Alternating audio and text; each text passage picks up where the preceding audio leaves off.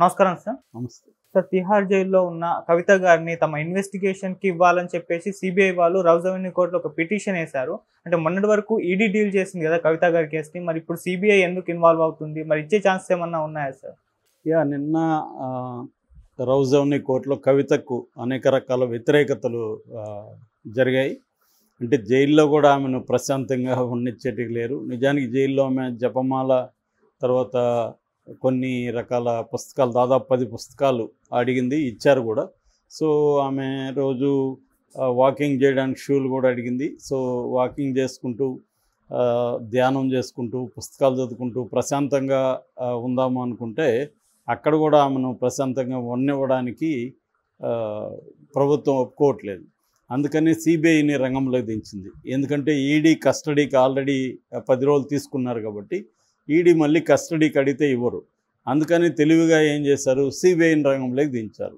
CBI ఏం చేసింది, ఇన్ని రోజులు ఏం చేస్తాం నేను సిబిఐ కావాలనే జైలుకి వెళ్ళినాక ఇప్పుడు రంగంలోకి దిగింది. నిజానికి లాస్ట్ డిసెంబర్లో కవిత ఇంట్లో 3 రోజులు ఆమెను విచారించారు. కానీ ఇప్పుడు ఏం చేస్తున్నారంటే జైల్లో కూడా ఆమెను ప్రశాంతంగా ఉంచకూడదని చెప్పి ఇప్పుడు సిబిఐ కూడా రంగంలోకి దిగింది. నిజానికి కొత్తగా సిబిఐకి అడిగేదానికి ప్రశ్నలు కూడా ఏముంటాయి దీంట్లో, సేమ్ ఇదే అడుగుతారు వాళ్ళు కూడా, ఆల్రెడీ అడిగేశారు. అయినా మేజర్గా ఏంటంటే అరెస్ట్ చేద్దామా అన్న ఉద్దేశమే కనిపిస్తుంది. సో దాంతో నిన్న వాళ్ళు కోర్టుకి పర్మిషన్ అడిగారు. జనరల్గా నేను చెప్పాను, పిఎంఎల్ఏ చట్టంలో, ప్రివెన్షన్ ఆఫ్ మనీ లాండరింగ్ చట్టం 2002, ఈ చట్టంలో ఏంటంటే కింది కోర్టులు జనరల్గా ఇన్వెస్టిగేటివ్ ఏజెన్సీలు అడిగిన పర్మిషన్ ఇచ్చేస్తూ ఉంటాయి. అంటే సిబిఐ కానీ ఈడీ కానీ ఇవి. అందుకని వాళ్ళు అడిగారు, ఇచ్చారు. కాకపోతే ఏంటంటే విచారణలో ఉన్న రూల్స్ని ఫాలో కమ్మన్నారు. ఇప్పుడు ఫాలో కాలేదనుకో ఎలా తెలుస్తుంది? ఇప్పుడు ఆమెను మామూలుగా అయితే వీడియో షూట్ చేయాలి ఆమెను విచారించేటప్పుడు. తర్వాత టైమింగ్స్ పెడతారు, ఈ 10 to 6 ఇలాగ టైమింగ్స్ ఉంటాయి. సో అట్లాగే ఆమెను విచారించేటప్పుడు మహిళలు ఉండాలి, ఇలాంటివి కొన్ని ఉంటాయి మహిళలను విచారించేటప్పుడు. కానీ ఇప్పుడు సిబిఐ జైల్లో పోయి విచారిస్తే ఏముంటుందో తెలియదు. ఇప్పుడు చంద్రబాబు విషయంలో కూడా సిఐడి జైల్లో విచారించింది. కానీ అక్కడ కెమెరాలు ఉన్నాయి, వాళ్ళు అడ్వకేట్లను పెట్టుకున్నారు, అన్నీ జరిగాయి చంద్రబాబుకి. ఇక్కడ ఈమెకి ఏమీ లేవు. మామూలుగా కూడా ఈమెకనే కాదు, మామూలుగా సాధారణ వాళ్ళకైతే ఇంకా ఘోరంగా ఉంటుంది. అక్కడ అసలు పర్మిషన్లు కూడా అడగరు. వెళ్ళిపోయి సిబిఐ వాళ్ళు, ఇంటెలిజెన్స్ వాళ్ళు ఖైదీల్ని విచారించిన సందర్భాలు కోకొల్లలు ఉన్నాయి. సో జైల్లో వెళ్ళి కొట్టిన సందర్భాలు కూడా ఉన్నాయి. పోలీస్ ఆఫీసర్లు వెళ్ళి జైల్లో ఖైదీల్ని కొట్టి వాళ్ళ ఇన్ఫర్మేషన్ అడిగిన సందర్భాలు కూడా ఉన్నాయి బయటికి తెలియకుండా. ఎందుకంటే జైల్లో మామూలు ఖైదీలు ఏం తెలుస్తుంది, మొన్నెవరో రాశారు, స్టూపిడ్ ఫెలో ఒకడు కామెంట్ రాశాడు, జైల్లో ఉన్నదంతా కరుడుగట్టు నేరస్తులంట. 80% జైల్లో ఉండేది అమాయకులు, వాళ్ళ మీద శిక్షలు లేకుండా ఓన్లీ నిందితులుగా ఉంటున్న వాళ్ళు 80 మంది ఉన్నారు. అంటే మన చదువుకున్న వాళ్ళ జ్ఞానం అలా ఉంటుంది. అంటే మినిమం నాలెడ్జ్, మినిమం డేటా కూడా వీళ్ళ దగ్గర ఉండదు. మినిమం కూడా కనీసం గూగుల్లో కొడితే కూడా మీకు ఇన్ఫర్మేషన్ ఆ ఓపిక కూడా ఉండదు, కానీ కామెంట్లు పెట్టే ఓపిక అయితే ఉంటుంది. సో అంటే ఎంత ఘోరంగా తయారయ్యారంటే ఇవాళ చాలామంది, వాళ్ళకి ఏంటంటే ముందే ఎమోషనల్గా ఒక పార్టీకి సపోర్ట్ చేసేసి ఆ పార్టీని విమర్శిస్తే ఇంకా మన మీద దాడి చేయడం తప్ప మనం చెప్పింది అబద్ధమా నిజమా అని చెక్ చేసుకునే ఓపిక కూడా ఎవరికి ఉండట్లేదు. సో అలాగా ఈ 80% జైళ్ళల్లో ఉండేది వీళ్ళే అనమాట. 77 నుంచి 80% ఉన్నారు. అంటే దాదాపు 5 లక్షల పైన ఉంటే 4 లక్షల వరకు, 5 లక్షల మంది ఖైదీలు ఉంటే 4 లక్షల ఖైదీలు రిమాండ్ ప్రిజనర్స్. అది అఫిషియల్గా జైళ్ళ శాఖ వెబ్సైట్లోనే ఉంటుందన్నమాట. సో కాబట్టి జైల్లో ఉన్న వాళ్ళందరూ కరుడుగట్టిన నేరస్తులు అని అనుకుంటే రేపు ఇతను కూడా ఏదో కేసులో వెళ్ళొచ్చు, ఈ చెప్పిన వ్యక్తి కూడా.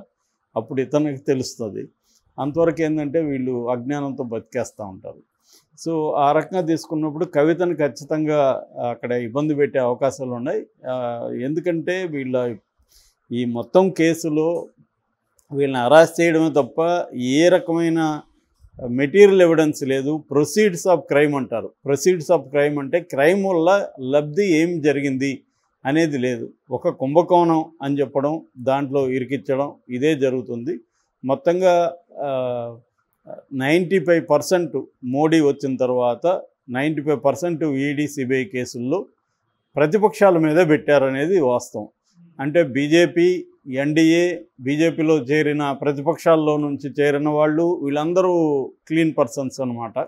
ఓన్లీ బీజేపీకి వ్యతిరేకించే పొలిటికల్ పార్టీలు మాత్రమే 90%, 95% కరప్ట్ అనమాట. అది దాన్ని నమ్మమని మనకు చెప్తారు.